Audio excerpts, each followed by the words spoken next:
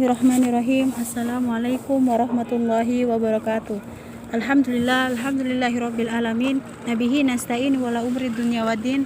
Wassalatu wassalamu ala asrafil anbiya'i wal mursalin sayyidina Muhammadin wa ala alihi wa sahbihi ajmain, amma ba'du.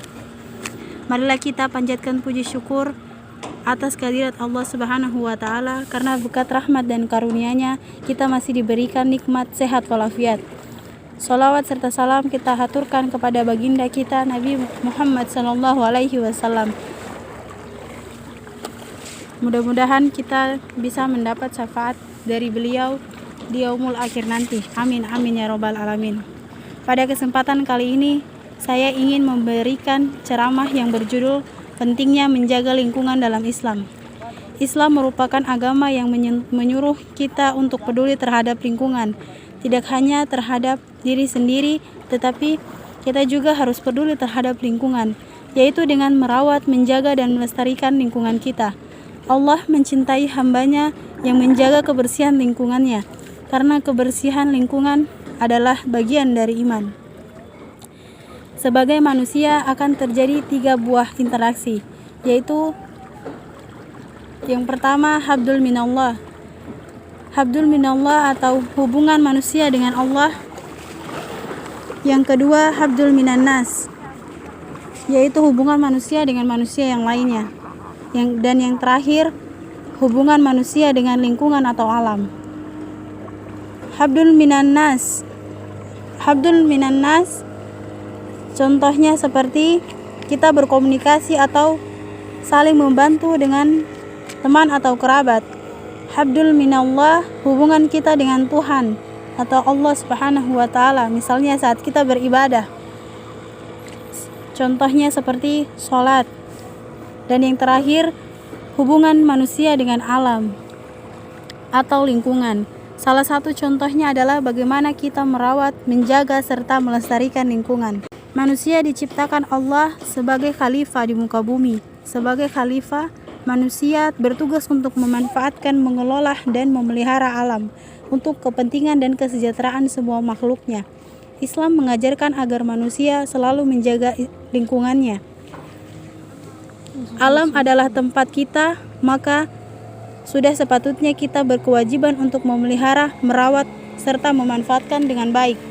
Bumi sebagai tempat manusia dan semua makhluk lainnya tinggal sudah dijadikan oleh Allah dengan segala rahmatnya. Sungai, gunung, laut, bukit, lembah, dan lain-lain diciptakan Allah adalah untuk diolah dan dimanfaatkan dengan baik oleh manusia, dan bukan untuk dirusak. Dalam Al-Quran surat Ar-Rum ayat 42, Allah menjelaskan bahwa larangan membuat kerusakan di muka bumi yang berbunyi Qul siru fil ardi fanzuru kaifa kana akibatul lazina min qablu kanal aksaruhum musyrikin. Artinya,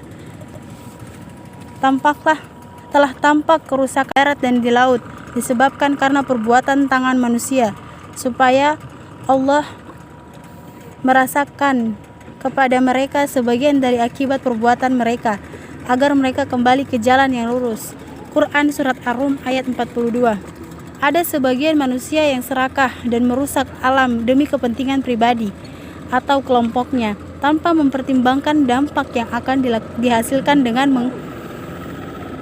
merusak alam tersebut. Misalnya, hutan yang tadinya lebat jadi penebangan liar untuk mengambil kayu-kayunya, maka dampak yang akan terjadi adalah hutan tersebut akan menjadi gundul dan biasanya menyebabkan longsor, banjir yang dapat merugikan manusia itu sendiri dan makhluk lainnya.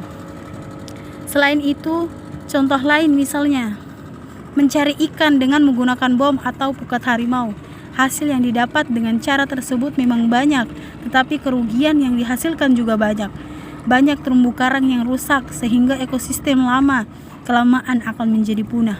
Walau manusia sebagai khalifah yang diberi kuasa untuk mengelola dan memanfaatkan alam, perlu diketahui bahwa kedudukan manusia dan alam adalah strata di hadapan Allah Subhanahu wa taala. Oleh karena itu, kita harus menjaga, menghargai, dan memanfaatkan alam dengan baik dalam memelihara dan melestarikan lingkungan hidup. Ada beberapa upaya yang dilakukan, diantaranya melakukan reboisasi pada hutan yang gundul, membersihkan lingkungan sekitar, dan tidak membuang sampah sembarangan. Dengan demikian yang dapat saya sampaikan. Apabila terdapat kekurangan mohon dimaafkan. Wabillahi taufiq wal hidayah. Wassalamualaikum warahmatullahi wabarakatuh.